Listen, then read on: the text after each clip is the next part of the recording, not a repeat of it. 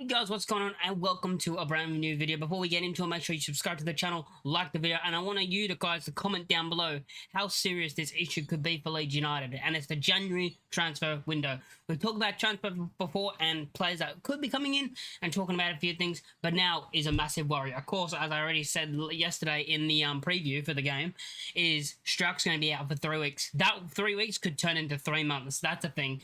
The 3 weeks isn't confirmed. It's a week. It's 3 weeks now, but in a week he's going to get rescanned, and it could be up to 3 months. That's without Pascal Struck. So that means we're either going to have to play Ampadu at centre-back, or you put Voba there. What happens if Rodon gets an injury? Just say that. Just say Rodon. The worst happens, Rodon gets an injury. We're in a lot of trouble, because at the moment I do not trust the club to sign any players again, because the recent days I've heard, oh, Buendia, and then you've not really heard much from the club. You know, they do things in silent, but how many of our signings did they actually fully do in silent, where we knew nothing about until like the exact time? I think Rothwell we didn't know much until like 30 minutes before we signed him or something like that, and Ampadu was out of the blue. They're the only two I can think about that were like out the blue. But besides that, it's kind of been like, we know a player, oh, we're linked with him, it might happen, oh, and then it does happen. It's already like we know about the link and we know it could happen, and then it did happen. It does happen kind of out the blue in the way of like, oh, we signed someone, didn't know that was happening, but we knew that we were linked with that specific player. Now, if we want to talk about it, why has the fan base in this club, because I've seen stuff on Twitter, and I know Twitter's not everything and all that, but social media recently has been people saying, oh, our squad's good enough, our squad's good enough. How many times have we heard people say in our fan base, oh, the squad's good enough to go up? We heard this last season when we only signed Connor Roberts. Oh, that'll be enough. We don't need anyone. Oh, we got Connor Roberts. That'll be enough to get us promoted. Oh, we just got a backup defender. That's all we needed. And then what happened? We went on a great run, yes. Then Bamford got injured. We had to go back to Pirro, which was fine, I guess. And then what happened in the end? We didn't go up. This season, right, we go into the season, good squad. I think we have a really good squad. We have the smallest squad in the league. And when Fox says, I want a small squad, I don't think he means I want the smallest squad. You know, he doesn't say, oh, I want the smallest squad in the league. He said he wants a small squad. And this is the same thing that happened with Bielsa, and people saying, well, he wants a small squad, so he doesn't want these players. No, that's not the thing. He wants a small squad, yes. So that doesn't mean he's going to say no to... Fox going to say no to Buendia. Yeah, he's going to say, nah, I've got enough. Nah, I don't want him. Even though in the summer, before the season started, if you guys remember, what happened? Fox came out in every press conference, basically, and said, I want a number 10. I want the number 10. And at this time, we still had Jorginho Rata, and I think he said it when Jorginho Rata was here, or maybe it might have been just after he left. I don't know if he said it when he was here, but even if he did, we still had Aronson as well. I think Aronson already came back at the time.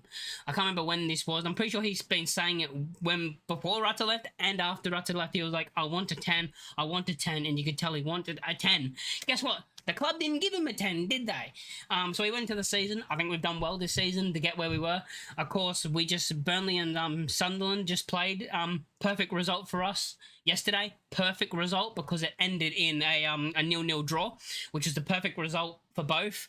For us, I mean. Sorry, for us, it was probably the perfect result because Sunderland are now still behind us, and Burnley are still behind us. Now, it is a bit worrying that Sunderland are 2 points behind us and Burnley are on the exact same points as us. That is a bit worrying because Sheffield United play today as well.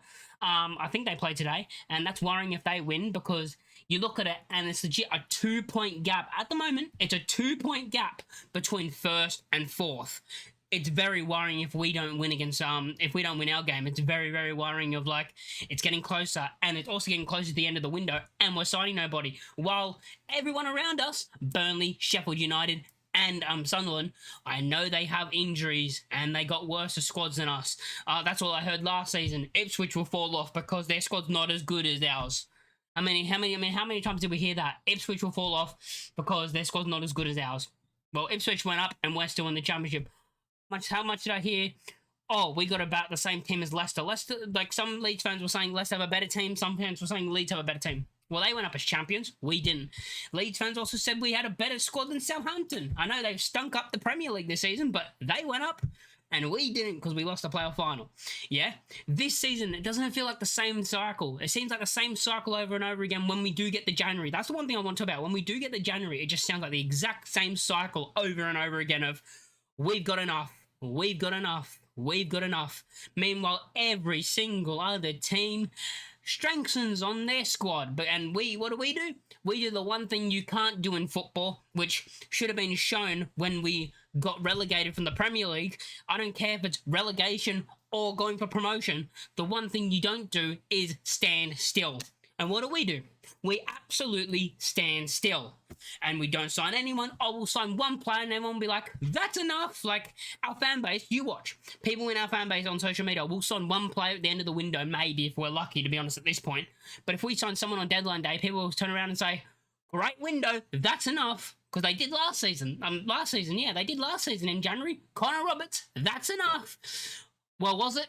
Was it in the end? No. And if we don't go up this time, I keep hearing the other thing of like, oh, well, they don't want to spend the money on players now because when we go up, they want to spend more money. And I look at that and go, okay, but what if we don't go up? What's going to happen? What's going to happen if we don't go up?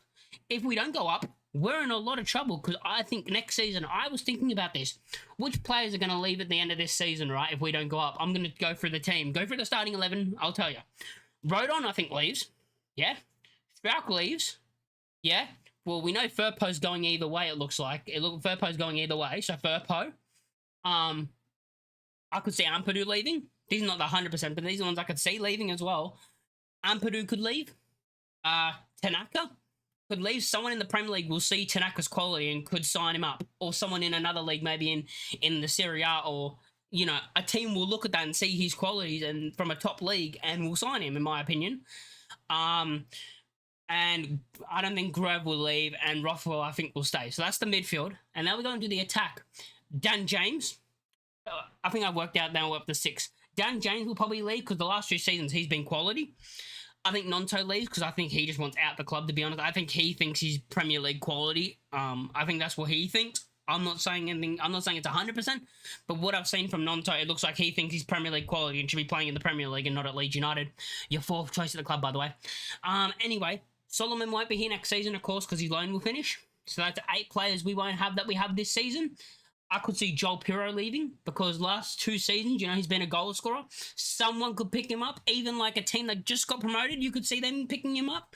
Or again, teams abroad in the top leagues could pick him up and be like, yeah, we'll take Joel Piro. Am I missing someone? Ramazani, maybe? I don't think he leaves because he hasn't really had the game time, but people would see his quality and see what he's got. So he's probably like the lower one being like, eh. And then people want Melaire gone. That's 11. Bamford gone. That's 12. Who else? Does Max Vober stay? That's 13 players I've just named that probably you could see all of them leaving the club if we don't get promoted this season. It's massive because if we don't get promoted this season, it's an entire rebuild. Players are going to leave. It's an entire rebuild for me. I've just named 13 players. At least half of them will leave. At least 6 or 7 of them will leave. That's basically an entire new rebuild on the starting 11. That's what I see, and that's why I think we need to go up this season. And not just that, I just want to play I want to see Premier League football, please. But the nerves of us not signing players and then the fans of being fine with one signing is what I don't get as well. It just seems like our fans have a very low, I don't know what the word, I'm trying to think of the word for it right now. I just can't think of it on the top of my head. But like, they just don't think like we sign one player and people will be happy. People will be happy about that. You know, you look at the top teams. You look at the top teams in the Premier League. What, after they win the Premier League, do they not strengthen? If they're in the top 4, do they not strengthen every season? It just seems like we're the only club. We're probably not the only club in the world, of course. But what looks like the only club from the Premier League and the Championship that don't strengthen their squad and be like, we've had it, we got enough. We got enough. We got enough. So it kind of annoys me. But let me know in the comments down below what you guys think about all this. And yeah, just let me know. Like, comment, subscribe, do all that kind of stuff. And I'll catch you all next time. Peace.